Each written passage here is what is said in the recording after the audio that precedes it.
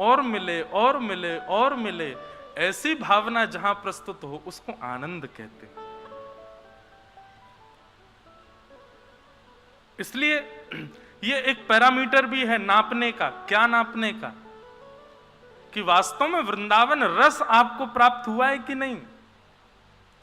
वृंदावन आने के बाद पुनश्च यहां से जाने की अवधि का इंतजार प्रारंभ हो जाए, यहां से जाने की इच्छा प्रकट हो जाए और जाकर के आप अन्य कार्यों में लगकर के वृंदावन को विस्मृत कर जाओ, तो निश्चित समझ लीजिएगा कि अभी वृंदावन रस का जो अनुपात है वो क्षणिक मिला है आपको। लेकिन स्थिति ऐसी हो जाए जैसे जैसे वृंदावन से जावे की घड़ी आए तैसे तैसे आंसू बहने लग जाएं और बस स्थिति हो जाए अब कैसे जाएंगे, क्या करेंगे। हमारे वृंदावन के एक रसिक, उनका नाम श्री हरिराम व्यास, हित हरिवंश महाप्रभु के चरण सेवक श्री हरिराम व्यास जी और छा के राजा मधुकर शाह के गुरुदेव थे। अब कथा तो बहुत लंबी चरित्र है। वो वृंदावन आ गए थे। हरिराम व्यास जी सब जगह गए भारत में, विद्वान थे, अपनी विद्वत्ता से सबको परास्त करने जाते थे, पर जब वो वृंदावन आए तो यहां से कभी जा ही नहीं पाए।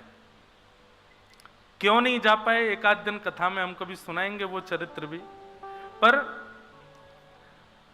हरिराम व्यास जी वापस नहीं गए वृंदावन से। अब तो वृंदावन में ही रहने लगे, वृंदावन में ही सुख लेते, वृंदावन में ही आनंद करते। और छा के राजा मधुकर शाह को अपने गुरुदेव की इतनी याद आई कि उसने सैनिकों को भेजा कि जाओ जाकर के हमारे गुरुदेव श्री हरिराम व्यास जी को लेकर के आओ। सैनिक गए, हरिराम व्यास जी नहीं गए। तो मधुकर शाह ने विचार किया सैनिकों के भेजने पर नहीं आएंगे, ब्राह्मणों की बहुत मानते हैं, मैं ब्राह्मणों को भेजूंगा तो वो आ जाएंगे। सब लोग इधर देखो, सावधानी से कथा सुनो सब।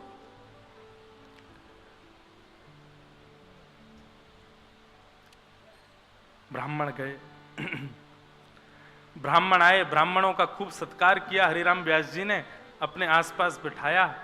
ब्राह्मणों ने निवेदन किया, बोले व्यास जी चलो वृंदावन से चलो।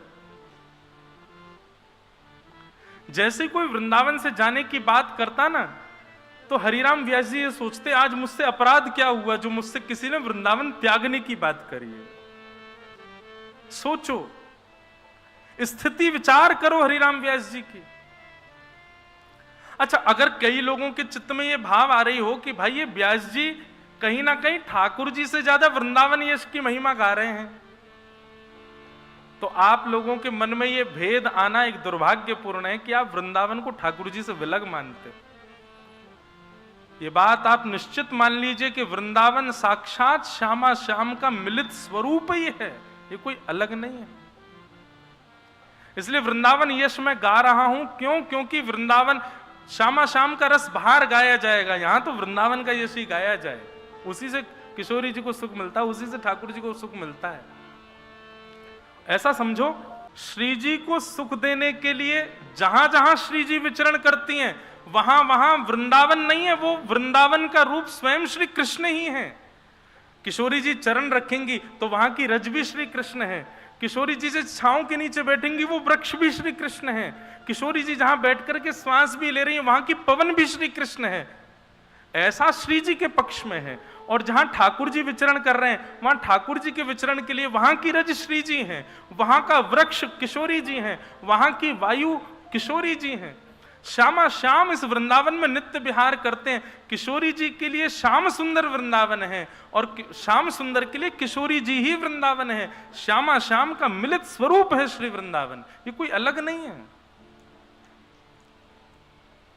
बहुत सुंदर पद है, मेरी स्मृति में मेरे पास लिखा है, कल मैं उसको ढूंढ के सुनाऊंगा कि किस प्रकार दोनों एक दूसरे की सेवा के लिए ब्रज का ही रूप धारण कर लेते हैं। तो इसलिए वृंदावन यश यदि गाया जा रहा है तो आप इसमें संकुचित मत होइएगा।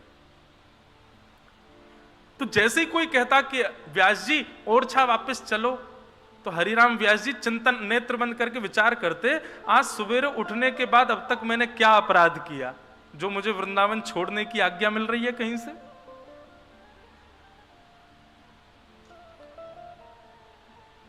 दुनिया भर की बातें हरिराम व्यास जी से कर लो, तब तक कोई दिक्कत नहीं, लेकिन जरा सा कोई कह देता कि ओरछा के राजा मधुकर शाह जी आपको बहुत याद करते हैं, आप ओरछा कब जाओगे? हरिराम व्यास जी के नेत्रों से आंसू आ जाते। हे श्याम सुंदर, हे श्री जी, मैंने क्या अपराध कर दिया जो मुझे वृंदावन त्यागने की कहीं से बात सुनने को मिल रही है? ऐसी स्थिति हो जाती। निकल पड़ते वृंदावन की परिक्रमा में, और परिक्रमा में जो मिलता सबसे क्षमा मांगते, मुझे क्षमा कर दो, मुझसे कोई अपराध हो गया है जो मुझे वृंदावन त्यागने की आज्ञा हो रही है। ऐसी स्थिति थी श्री हरिराम व्यास जी की। हम लोगों की स्थिति कैसी है? हम आपकी नहीं, अपने आप को भी उसी में रखते हैं। हमको कोई जरा सा कोई लोभ दे दे, दिल्ली में ऐसा ऐसा होना है, बंबई में ऐसा ऐसा कुछ है, कोई समायोजन है, कोई कार्यक्रम है, आपको उसमें पुरस्कार मिलेगा, इतना धन मिलेगा, आदि आदि, हम तुरंत व्यवस्था करते हैं, निकल जाते हैं। हरिराम व्यास जी ऐसी स्थिति में आ गए। एक दिन ब्राह्मणों ने जाकर के श्री हितरवंश महाप्रभु से प्रार्थना की, व्यास जी,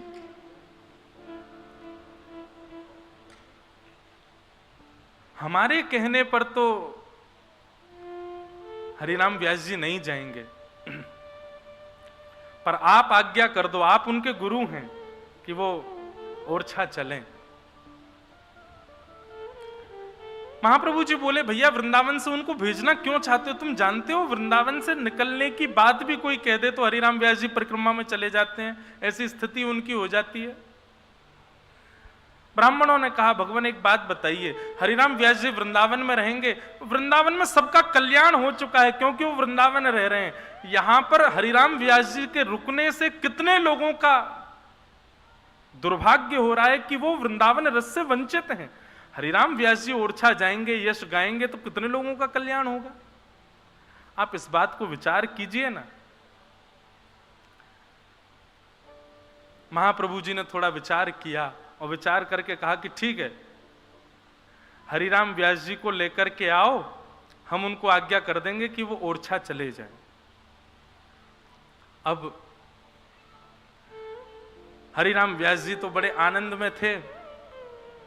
जैसे कर्जा देने वाले व्यक्ति, कर्जा किसी ने लिया हो और उसका पैसा वापस मांगा जाए, वो नहीं देने में सक्षम हो, उसको कह दीजिए अच्छा ठीक है, तुमको 1 महीने का समय दे रहे हैं, दे देना, तो वो थोड़ा खुश हो जाता, चलो 1 महीना मिला मुझे। ऐसे हरिराम व्यास जी थे, वो सुबह से शाम तक भागते रहते उन लोगों से दूर जो वृंदावन से जाने की बात करते थे, और शाम होते ही इतने खुश हो जाते, अब तो जाना नहीं है, ये तो वन है, वन में रात में कौन जाएगा, कम से कम रात भर तो मिलेगी वृंदावन में रहने को। सुबह होते ही हरिराम व्यास जी की फिर चिंता शुरू होती, अब मुझसे कोई कह ना दे कि तुम ओरछा चले जाओ। हरिराम व्यास जी बड़े प्रसन्न थे। शाम हो गई थी, सूर्य अस्त हो गया था। हरिराम व्यास जी बोले चलो बढ़िया, अब एक रात और मिल गई रहने को। तभी किसी ने जाकर के कहा, व्यास जी, गुरुदेव श्री हितरवंश महाप्रभु आपको राधा वल्लभ लाल जी के मंदिर में बुला रहे हैं। हरिराम व्यास जी बड़े खुश हो गए, बोले गुरुदेव मुझे बुला रहे हैं? बोले हाँ। अरे चलो चलो चलो। तभी किसी ने संकेत किया, बोले लेकिन व्यास जी हम बता दें क्यों बुला रहे हैं? बोले क्यों? बोले आप किसी की भी बात मान करके ओरछा नहीं जा रहे हो, अब स्वयं श्री हितरवंश महाप्रभु आपको आज्ञा करने वाले हैं कि आप ओरछा चले जाओ, क्योंकि उनकी बात आप टाल नहीं सकते। ये बात सुनते ही टूट गए श्री हरिराम व्यास, क्योंकि गुरुदेव की आज्ञा की अवहेलना मैं नहीं कर सकता। लता पत्र वृक्षों से लिपट करके रोने लगे, बोले अब तो मुझे जाना ही पड़ेगा, गुरुदेव कहने वाले हैं। कहीं से काली स्याही लेकर के, कालीत लेकर के अपने नेत्रों पर, मुख पर, नाक पर, पूरे मुख पर कालीत पोत ली। राह में एक गधा चल रहा था, उस गधे को प्रणाम करके उस पर बैठ गए हरिराम व्यास जी और जाने लगे राधा वल्लभ जी के मंदिर की ओर। किसी ने जाकर के ये स्थिति सुना दी हितरवंश महाप्रभु को, जाके बोले वो तो गधे पर बैठे हैं, मुंह पर पूरे पर कालीत पोत लिए, पागलों जैसी स्थिति हो गई है, महाराज जी आप चल करके रोकिए उनको। दौड़ करके गए महाप्रभु जी और जाकर के हरिराम व्यास जी को उतारा, मुख धोया, बोले क्या कर रहे हो, गधे पे घूम रहे हो, मुंह पे कालीत पोत के, ये क्यों कर रहे हो इस प्रकार का व्यवहार। हरिराम व्यास जी कहते हैं वृंदावन जिसको छोड़ना पड़े उसकी स्थिति यही होनी चाहिए। मुंह पे कालीत पोत ले, गधे पे बैठ के घूमे, उसका कितना बड़ा दुर्भाग्य है कि श्री जी उसको अपना नहीं रही हैं। महाराज मेरी तो स्थिति यही हो रही है, अब आप आज्ञा कर दीजिए मैं अभी चला जाऊंगा, लेकिन माफ कीजिएगा मेरी स्थिति मैं आपको पहले ही बता दूं, आपकी आज्ञा मान करके मैं चला तो जाऊंगा, लेकिन अब मेरे वश में मेरे प्राण नहीं है। वृंदावन की सीमा जैसे ही समीप आएगी और वृंदावन की सीमा से एक पग बाहर जैसे ही मेरा तन रखेगा, प्राण वहीं निकल जाएंगे, क्योंकि अब प्राण वृंदावन के बगैर नहीं रह सकता। किसी के प्राण अन्न में है, किसी के प्राण जल में है, किसी के प्राण वायु में है, मेरे प्राण श्री वृंदावन में है। मैं यहां इसे तज करके कभी नहीं जा सकता। हितरवंश महाप्रभु ने पत्र लिख करके ओरछा के राजा को कह दिया, बोले क्षमा करना राजन, अब हरिराम व्यास तो कभी ओरछा नहीं आएंगे, तुमको मिलना है तो तुम वृंदावन आ जाओ। वो वृंदावन नहीं त्याग।